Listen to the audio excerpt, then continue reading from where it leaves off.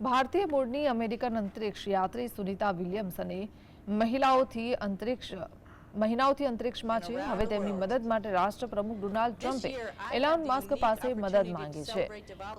Alone Maske x પર Donald ટ્રમ્પની એક પોસ્ટને શેર કરી હતી, જેમાં ટ્રમ્પે કહ્યું છે કે મેં એલોન મસ્ક અને સ્પેસ એક્સને આપણા બે બહાદુર અંતરિક્ષ યાત્રીને મળવા માટે કહ્યું છે, જેઓને બાઇડેન સરકાર દ્વારા અંતરિક્ષમાં છોડી દેવામાં આવ્યા છે. તેઓ ઘણા મહિનાથી સ્પેસ સ્ટેશન પર રાહ જોઈ રહ્યા છે.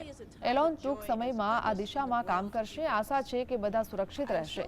એલોનને મારી શુભકામનાઓ. નોંધનીય છે કે આ બંને અંતરિક્ષ યાત્રી 2024થી સ્પેસ સ્ટેશન પર છે.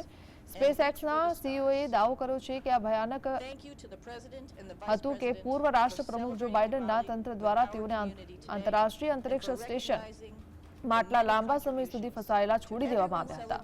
જોકે નાસાએ પોતાના ક્રૂ 9 મિશનના ભાગરૂપે બંને અંતરિક્ષ યાત્રીને પરત લાવવા માટે ઘણા મહિના પહેલા જ સ્પેસ એક્સને સામેલ કરી દીધું હતું.